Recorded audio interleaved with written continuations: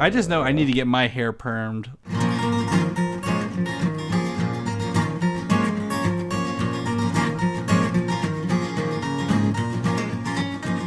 A modern podcast where Chris and Mike talk about TV, movies, superheroes, and everything in between. It's time for Superhero Slate.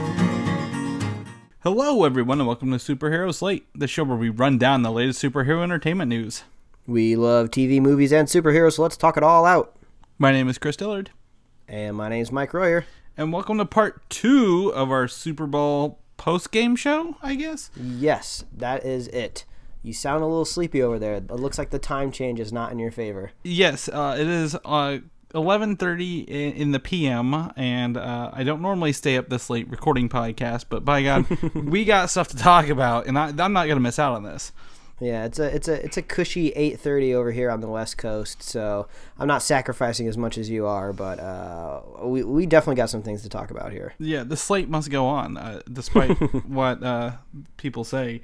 But yes, the Super Bowl 50 is now over. We have seen what it has to offer us, both commercials and trailer-wise, and I guess sports-wise in the middle if you're into that kind of thing. Mm-hmm. Well, overall, how was your experience? You know, was it good? Before we get into the little nitty-gritty. I mean, yeah, I had a good time. It was very, very chill. Indiana has what's called blue laws, where you can't buy liquor on Sundays, and I did not plan ahead. Oh no! So I was drinking some liquor I'd stored at my friend's place several months ago that they didn't drink. So it is okay, but I mean, I guess in hindsight, more booze and less junk food for me. What about you? How do you celebrate there in California, where the actual game was being held? Yeah, it was kind of crazy seeing a halftime show in daylight. I'm so used to seeing it in the dark with crazy light shows. But since they had that West Coast sunshine during the halftime show, I felt like it was more.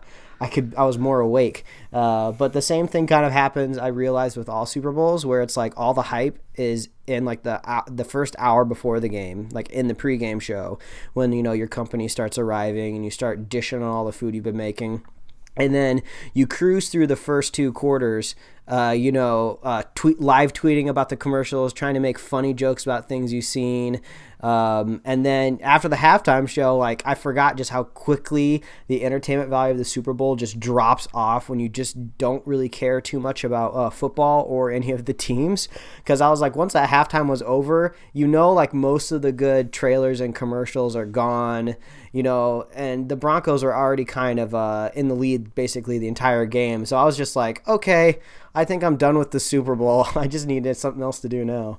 Yeah, I would agree with that. I think what happened to me was, as someone said it best, this is a very important episode of football, and this is the season finale.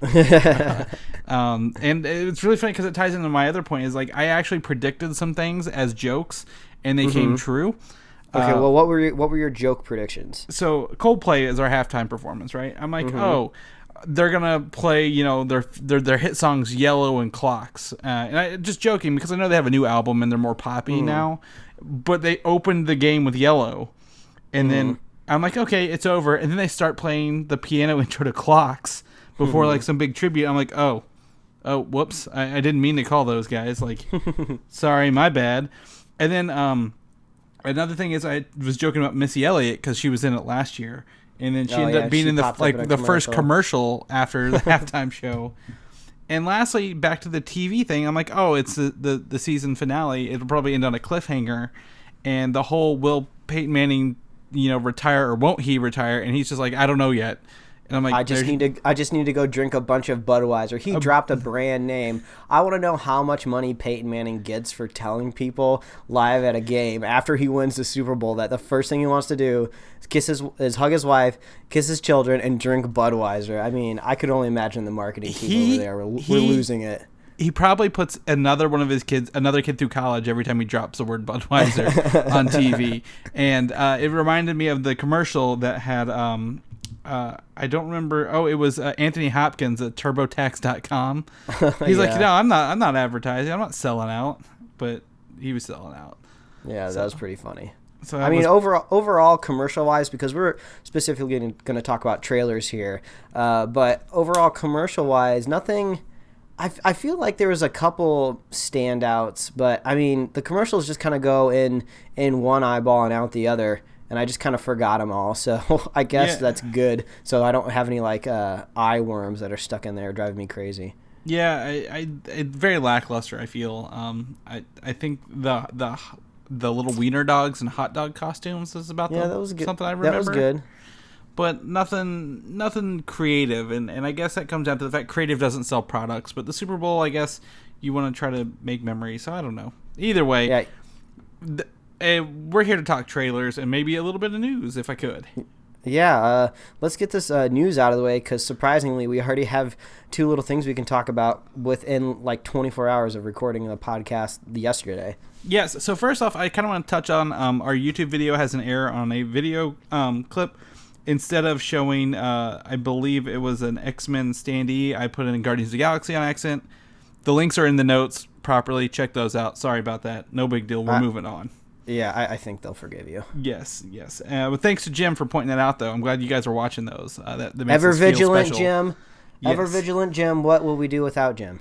Yes, exactly. So news. First off, Deadpool. We saw him at the trailer. I mean, he was there handing out chimichangas. It was pretty awesome. Did anyone get a photo of that? I was scouring, looking for a photo of him leaning out of a food truck, but I haven't seen anything yet. I did not. I did not see anything live. Actually, I expect him to pop up in like a commentator's thing. Yeah, well, if you see anything pop up, throw it in our video, and of course you'll send me a text message. But yeah, I was looking for that. Oh yeah, definitely. I will definitely figure that out, and maybe they'll probably put some up tomorrow once the heat dies down. Yeah. But reviews are out for the movie that comes out this week. Be wary on the internet. Yeah, I mean, it looks like someone let an embargo slip, from what I hear.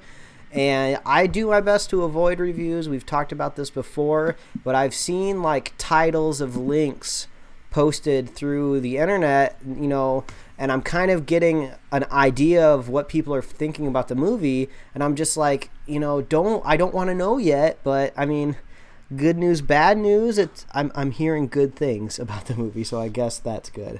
Yeah, I mean, you can I guess I'm a little different. I can tune those things out, what people say, because again, I refer back to Phantom Menace hype. People were like, "Oh, this is awesome," but then, like, in retrospect, it's not. So I think we're gonna go with level heads. I'm excited to see Deadpool. Regardless, got my 7 p.m. IMAX tickets. Bought another one today. I actually have 3 tickets now instead of just 2. Nice. Yeah, pretty stoked for that. Also, they have added a second after the credit scene that will come out in theaters that they cut out of early screenings. Oh, nice. Awesome. I will definitely be there till the last credits roll. So they added that in after previews and reviews. So anything you've read will not have that scene on it just yet. So knock on wood that we get to see that. And I just kind of touched our spoiler cast should be next week. I think we've talked about this. We're gonna record it next weekend. And this one actually might come out a little sooner. Usually we do the show on Sunday, but as we all know, guys, if you haven't gotten anything for your ladies for Valentine's Day, that is on Sunday next week, or Amazon this week, Prime.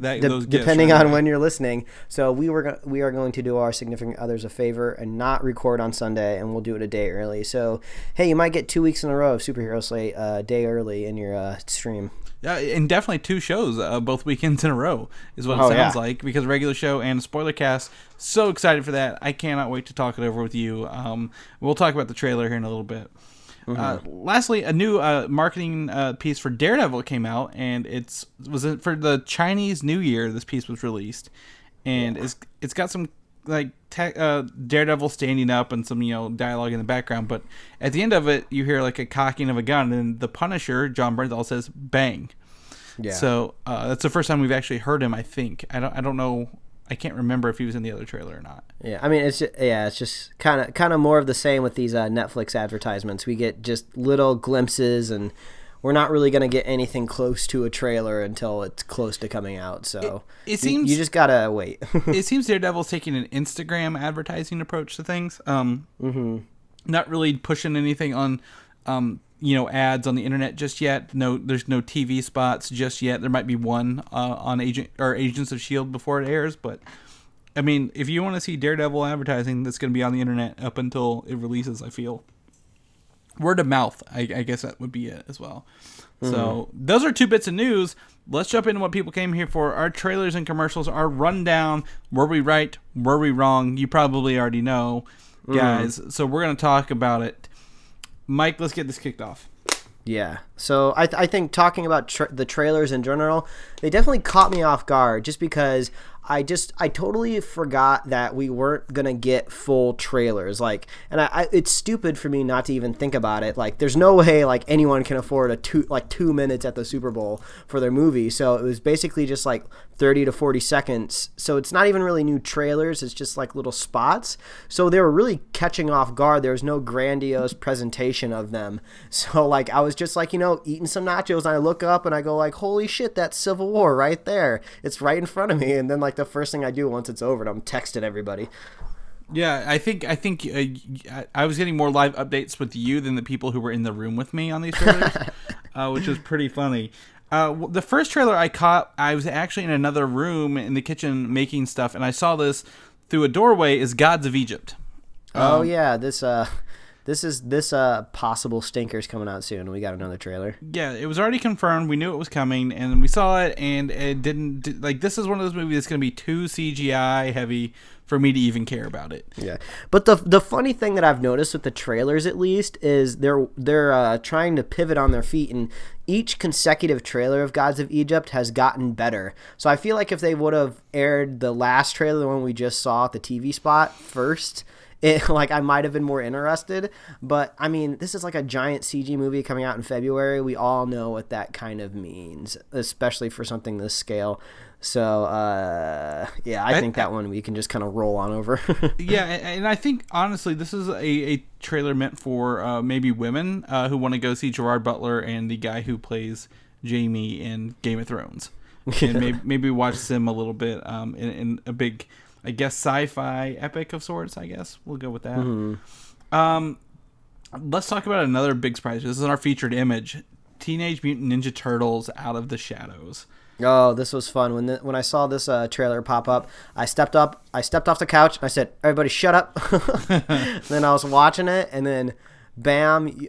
First I see the standee robot for Krang. I don't know if that robot has a name specifically, but then I was just like, Krang, and then he pops up in that little glass thing, and I was like, yes. Yeah, so they're definitely playing off more Beastie Boys, and we got that going, and they're in the truck, their little pizza van or turtle van or whatever it's called, and then out of nowhere I see like a mechanical head, and I'm like, that kind of looks like halfway like a Krang mechanical suit. And lo and behold, it was a big ass Krang metal suit with the squishy eye up against the glass. Yeah, and I think this kind of wins the trailers. I almost think just because this was the only trailer tonight that had a reveal in it. All of these other trailers had interesting parts, and we'll definitely talk about one in the Civil War trailer, but this was the only one that had a reveal, which I thought was really, really cool, and it definitely got me hyped, and I saw a lot of people tweeting about it. I think this is a good TV spot. I wish this had been new footage off of they need an extended trailer for all these, and we'll talk about that when it comes up to Civil War. But like Gods of Egypt's a 30-second spot, Teenage Mutant Ninja Turtles 30-second spot. I need a 2-minute cut of this because I think I want to see more about these Krang bots and how they kind of get there, because I feel this is kind of throwing a lot at us for a sequel. In the first one, the villain was just Shredder. Now we have Shredder. Shredder is returning. Casey Jones, Krang, Bebop, Rocksteady, Baxter Stockman, who becomes the human fly dude. They're just kind of throwing everything at this movie, and I hope it's not one of those throw everything at the wall and see what sticks. But I think the reveal, like you said, of Krang is definitely exciting. Like that is the highlight of this TV spot. Yeah, and I think if we move through these chronologically, I don't exactly remember the order, but I do remember 10 Cloverfield Lane popping up, at least in the first half of the game. Yes, 10 Cloverfield Lane was one of the early ones, because I remember sitting down, and I'm like, oh, I want to see this, and the people with me were like, but I haven't seen the first one. What's it about? I'm like, oh, never mind then, but I'm still going to go see this movie. Yeah, you're like, you don't have time to educate everybody. But this was a surprise trailer. It wasn't, it never was confirmed on our list. We didn't have it as a prediction, and we didn't even think it was not going to show up. I just had no clue. We didn't really get, we got kind of a new cut of this spot. We didn't really, what I'm trying to say is there was new footage in there, but it was still all in that stranger's house or something in that bunker, so it was all just kind of the same look. See, I'm actually going to go, I think this was very different because we see her crashing a car and outside more than anything, and I think in the first we saw no outside, and this one actually has maybe pre-bunker and then a little bit post-bunker, or maybe a dream of some sort, I don't know, but I mean, if anything, this kind of solidifies it as a movie I want to see. And I think I'm going to go enjoy it here in just, less than a month or exactly a month. I think it's on the 11th of March.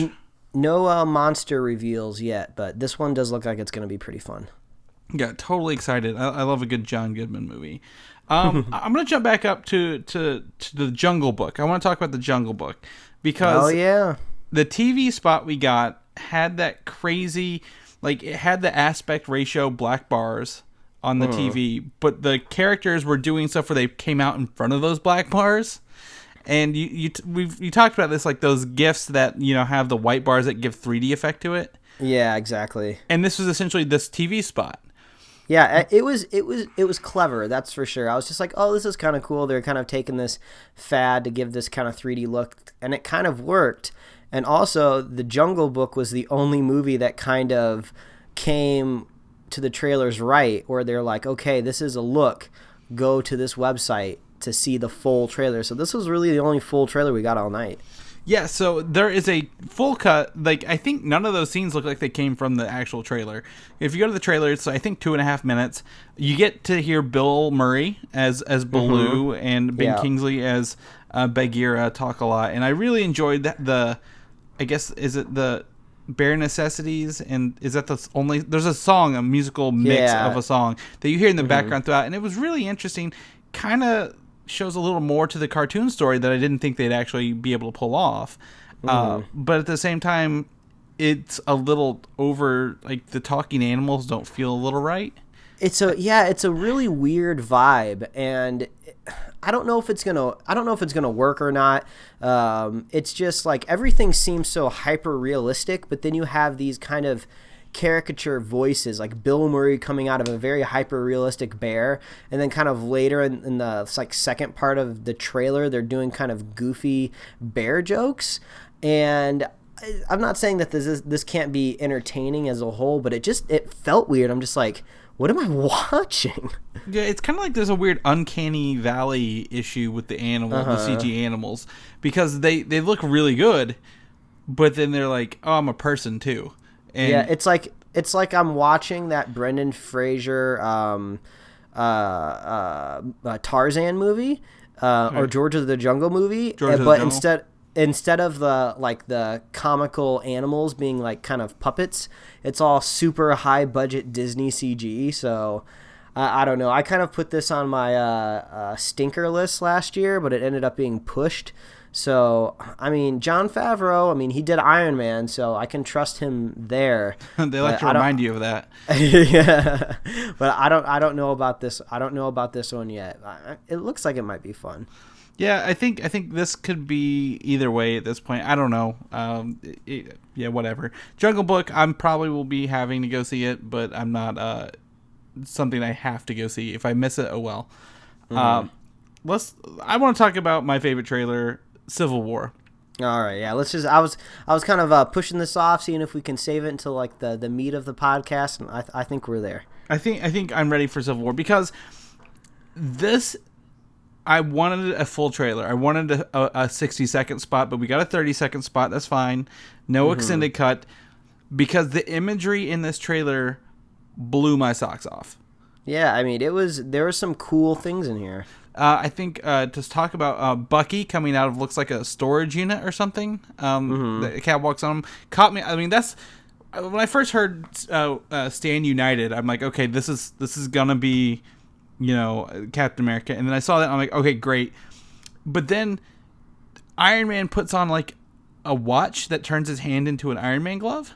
Mm-hmm. And then he grabs Bucky's pistol to like grab the bullet, and his reaction on his face is almost what sold it to me more than the cool glove. Yeah, so like Bucky's gonna shoot him, like he's gonna kill him. Yeah, and he was able to think fast enough to get that glove on his hand. I think that glove comes from Iron Man 3 when he had a hand make that one temporarily. So like that's cool that he's like evolving as he goes. But I mean, yeah, like his reaction. There's a lot of Bucky and Captain America and Iron Man shots. And he says you chose the wrong side, but I think the last bit sells this because you see both sides fully fleshed out. You get to see, Ant-Man sitting next to Hawkeye and I forget who's on Captain America, Scarlet Witch, and Falcon all on one side.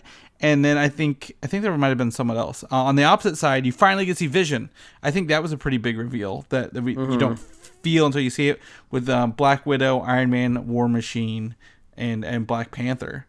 I think one thing that kind of stood out to this in this trailer that nothing really stood out very grand. Like in a lot of these trailers, you see cities getting destroyed, giant ships, just world city scale things, and everything in this trailer was just very personal, very this person, that person. Like we didn't like even in the Winter Soldier, even though it did kind of just take place around like the DC area, we didn't see any helicarriers crashing in this Civil War trailer. So everything feels really grounded. So I still kind of have that feeling where we haven't gotten that big blockbuster summer trailer yet. But I'm still having fun with the imagery in it. But like my craving is still not satisfied yet. See, and I totally agree. I think these are more intimate trailers for Civil War to show like these are the characters you care about, and they're fighting. Like, why are they fighting? Why are mom and dad fighting in the house? We need to figure this out.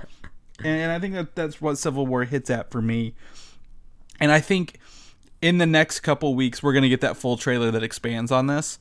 And I think that's really what like you and I are both craving for. So knock on wood, we get that. I want to touch on its competitor. It's one of its competitors this year, Batman v Superman: Dawn of Justice. Real quick, had two really, really weird TV spots very, very late in the game. Yeah, and I actually, speaking of these, how weird they were is I didn't even really know what was going on because I think I was refueling my snacks in the kitchen, and I hear, now you can visit Gotham City, and I was like, wait a minute, this sounds like an airline commercial. And then I kind of peer over, and then it is an airline commercial. Yeah, I see like Lex Luthor, and I'm just like, what airline wants to align themselves with Lex Luthor, like one of the worst villains in the DC universe? And then I was just like, this is bizarre. So they come across as like PR pieces for both Bruce Wayne and Lex Luthor. It's like they're pushing the flight, I guess their locales for this flight company. And like, oh, Bruce Wayne says this is why you should go to Gotham, and then Lex Luthor's like, this is why you should come to whatever his city is. Metropolis. Metropolis. Sorry, I was thinking Central City and Star City, and then before I could get Metropolis, getting caught up in that CW universe. Yeah, a lot of DC places that aren't real. But yeah, they're not really trailers. They're just really TV spots. So watch them on our notes if you want, but I don't think they qualify. I'm gonna mark those out as like we did not get a Batman v Superman trailer. Yeah. Oh, but before we roll off the Marvel Studios train, we did get kind of a cool Hulk Ant-Man Coca-Cola commercial that I thought it was almost as entertaining as anything else I saw tonight. I did. I agree with that. I think that was something I was really entertained by because we've seen the Coca-Cola personalized cans. I guess not personalized, but like Marvelized cans that they were releasing. And Ant-Man and the Hulk was a really interesting team up. I think that was really funny, and I'm glad they used them. I think that was pretty funny. Yeah, I mean, it was actually kind of a big deal. I mean, you got to see Ant-Man pal around with the Hulk, and honestly, we're probably not going to see that until the Infinity Wars because we know Hulk's not going to be in Civil War, and who knows the next time Ant-Man's going to crop up. It's probably not going to be until one of the Infinity War parts. So I was he's got his own movie. Yeah, I mean, like this is kind of cool. We get to see Ant-Man and the Hulk in a Coca-Cola commercial. That means like someone rendered out the Hulk and did animation for this, and I was like, that's really really cool. So good on Coca-Cola for that. Yeah, I think if you watch, you'll see it's a lot of reused stuff from Age of Ultron, but it doesn't matter. Nonetheless, it feels awesome and fresh. And drink Coke. That's what I should say. But yeah, no, that was awesome. But the other Versus movie coming out this year is X-Men Apocalypse. We talked about this in our first thing. They gave us a TV spot. We predicted it. We got it.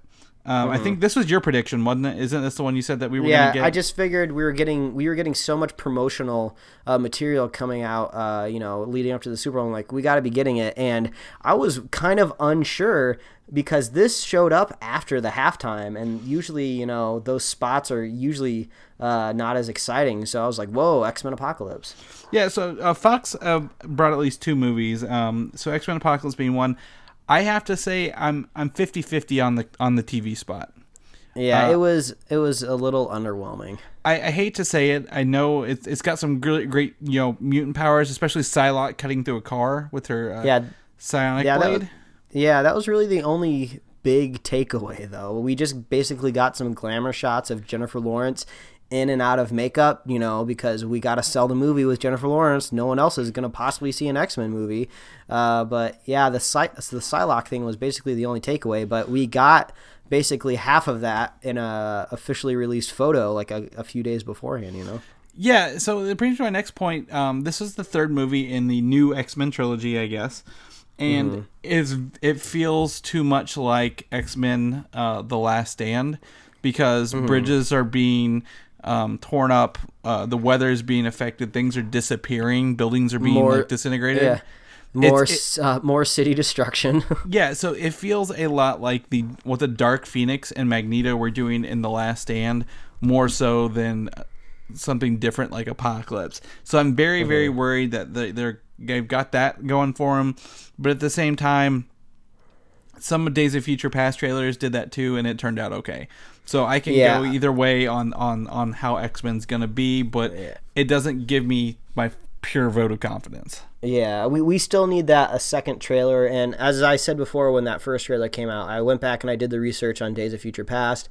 Days of Future Past doesn't really get an entertaining, kind of exciting trailer until like trailer 3. So we might have a couple more months, until we get something really that we can sink our teeth into with X-Men Apocalypse. So we're going to have to wait. Yes, on the flip side, they gave us a Deadpool TV spot, which was hilarious. Yeah, it was funny, man. So first off, he talks about wanting to be a big sports star, so you could have kids in every country or every state, and that was good. And he looked like he was lining up some guy's head to kick. So I think it's gonna be a brutal movie. And then he threw his sword through the front of a motorcycle's wheels and like in midair. So I really want to see his fighting abilities that he learned as a mercenary come into play in this movie. Yeah, so, I mean, I haven't really been keeping up with TV spots that may or may not have come out, so I don't know what footage was new, but I really did like the little clip where he's kind of pressed up against some sort of piece of rubble that's like flying through the air. That looked very comical, and I didn't even know the context, but I thought it was pretty funny. So, yeah, I'm really looking forward to this movie, and plus with these little inklings of little reviews trickling out, I'm definitely looking forward to Thursday. Yes, totally stoked. Probably gonna see this one twice. I hate to say it early, but I've got 3 movies I need to see this month, and I will probably see that one twice before I even get to the other 2. So really stoked on Deadpool. Whoop whoop. So the third Fox trailer they gave us was Independence Day Resurgence, and it actually lost me more than the first one had me. Yeah, there's basically nothing in it. So I think that the point is the first Independence Day is very much known for blowing up the White House. And that was about it. This one goes full on fucking asteroid striking the Earth kind of cataclysm, like San Andreas and whatever those other deep impact movies are, because whole cities are being melted by these aliens returning. Yeah, but I mean, I can tell you just how just not special it felt, because I'm trying to remember what City Destruction went with which movie. Like, oh, what did it look like in Apocalypse, and what did it look like in Independence Day? It didn't really get it. The only kind of unique thing we got was Jeff Goldblum saying, like, what goes up must come down. That was kind of the only kind of, I guess, takeaway from it. So yeah, I think it's just those two movies suffer from a lot of gratuitous destruction that will have no real impact on anybody because it's a movie. We know it's CG. Yeah, and also Independence Day kind of built its success off of shit getting blown up. So I'm not really docking Independence Day, but I didn't exactly see anything that was just like, oh my god. Yeah, nothing huge there. The last trailer I want to talk about, the last one here, is my big win for the night. You called it. Jason Bourne is the name of the movie, and we got a trailer, and goddamn, that was so kick-ass to see him back in action. Yeah, it was really, really cool. I mean, it's like I really need to go back and rewatch the trilogy that I have, just because those are just such good spy movies. And like, I remember when I actually got around to watching them for the first time, because I didn't catch them when they were in theaters, but like when I had this box set, when I got it from my my girlfriend, my now wife at that time, like we just sat down and we watched them all over like 2 days, and we were just engrossed in the story. And I was like, oh man, it's like the first time I've seen a trilogy that I've been invested in a really long time. So, you know, you said Greengrass is coming back for this one, right? Yeah, Paul Greengrass, yes. Yeah, and it looks like I don't see Jeremy Renner anywhere in this TV spot, so I don't have to worry about that weird fourth one that I haven't seen. So I'm excited. Yeah, so he comes back, and it looks like, and there's a couple like fight scene-esque scenes going on, and one of them, they say, you know, we need the world's perfect weapon, and then he just one punches this guy straight to the ground. Yeah, and with no effort. Have you ever seen the movie Snatch? No. Okay, the movie Snatch is really great, and then Brad Pitt is a street boxer like that, and he does the same thing, and it's just as awesome in there as it is in here. So, I mean, that was really cool to see. Jason Bourne on my list this year, bumping some other stuff down, and that's just shooting right up the list really quickly with his first reveal. Glad we got it. Other than that, there are things that, you know, we didn't really get, and I'm not disappointed. I don't think there's anything that we predicted or were kind of promised that we were supposed to get that I cared for. Is there any that you want to point out? I mean, not specifically. I mean, like I gotta remember for next year that these are just strictly TV spots that we're getting. So like the people that are cutting these trailers, people at the studio, they're like, okay, we got to pick like one moment that we want to sell, and basically all of these trailers had like one takeaway moment. You know, in X-Men Apocalypse, we had like a Psylocke chopping through that car. In Independence Day, Resurgence, it was like the city getting destroyed. And Civil War, we had the awesome glove. Actually, there might have been a couple more little moments in the Civil War. So I think overall, the Civil War trailer kind of was the best one, but the Turtles had the best reveal. So that's kind of, I guess, how I'd pick the two that I like the most. Yeah, I would say Civil War's mine, and simply because, again, I'm going to come back to intimacy on this one. Like, we know these characters. They've had, 15 movies to build our relationships with these characters, and this means a lot, especially to see them face each other and do the glove, the fucking glove. Yeah. And then Jason Bourne being another one, seeing a return to a movie franchise I really enjoy and really like. But overall, I think it's another win year for people who like movies. Yeah. One thing real quick, I don't know if you caught this, because this was like in the fourth quarter when the game was already winding down. There was some sort of, I think it was an insurance commercial, and at the very end, Deadpool was in the commercial saving a cat from a tree, and that was hilarious because I wasn't even paying attention to the commercial, and then my wife is over there on the couch laughing. I'm just like, "What's going on?" She's like, "Oh, Deadpool's in a tree saving a cat," and I was just like, "What?" I was like, "That's perfect."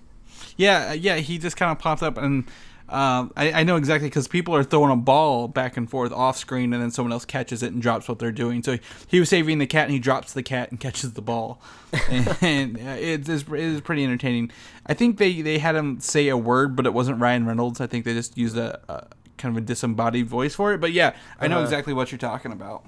Or that, it's kind of funny because even though Deadpool wasn't in it, that one commercial with all the clones of Ryan Reynolds, I was like, is this a Deadpool commercial? It's like, no, it's just Ryan Reynolds. He's making his career comeback on the back of the awesome superhero known as Deadpool. So yeah, I mean, that was cool. That's a really funny thing to think of, that, you know, Deadpool, like a movie he produced because he wanted to do the character right. And that's what's bringing him back into the forefront of people's minds. Mm-hmm. So yeah, all I have to say is I'm glad I'm not like a 14-year-old kid, because I wouldn't be able to go see this movie without an adult. So I feel bad for anybody out there that can't get into the movie, but I'm not compromising on your joy. I want my rated R movie. Yeah, I think that's right. But here's the thing, which I mean, the movie system rating, to me, coming from a film background, I study this a lot. I think is seriously broken, because you either can be 13 or 18. There's a 5-year gap where a lot goes on, and like if you can get your license, I feel you should be able to see this kind of stuff. and in England, they have the 15 plus rating system. Mm-hmm. So like their rated R's are 15 plus. Yeah. So R-rated R's should be something else. I don't know. It's a story for a different day, but I mean, if any parents out there listen, I think 15 and older would be okay for this movie. But that's just me. Yeah, either way, it was a decent night. I wasn't disappointed. I mean, the Civil War trailer just kind of made it for me for the night. If we didn't get that, I think I'd have a little bit of a different tone right now. But I'll be looking forward to checking out to see what comes out this week, and we can talk about it next week. Yeah, definitely. I hope something full comes with Deadpool's release this week. Mm-hmm. So we'll keep you guys informed on next week's superhero slate. But if they want to, follow your or read your tweets that you made during the game, where can they do that at?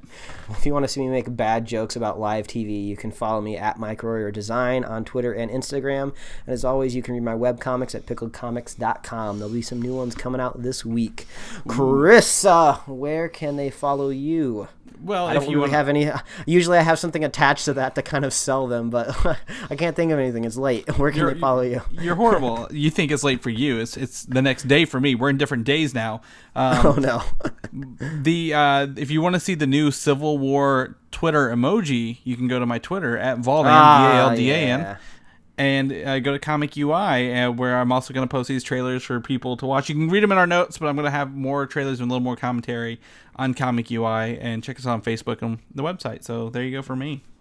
All right, well, I'm going to wrap this bad boy up. As always, you can visit us at superheroslate.com. You can find us on iTunes, YouTube, SoundCloud, Stitcher, YouTube, email. I think I said that already. It's getting late. Either way, head on over to superheroslate.com. That's the best way to find out where everything is, especially our show notes. We got lots of links to a lot of trailers, so if you don't want to hunt those down, just head on over to our website, and you can just click on those bad boys. If you're a fan of the show, head on over to iTunes, leave us a review, and if you're a super fan of the show, feel free to click any of those share buttons out there and share the show with a buddy. Yeah, that's definitely all I got, man. That's awesome. And again, if I make a mistake on YouTube, tell me and I'll fix it or something. I don't know. Either way, thanks a lot, guys. We appreciate you listening and making our earlier show one of our biggest shows yet. So yeah, woo! All right, man. I'll see everybody after Deadpool. Yep, we'll see you next week. Bye. All right, bye. Thanks for listening, and don't forget to subscribe.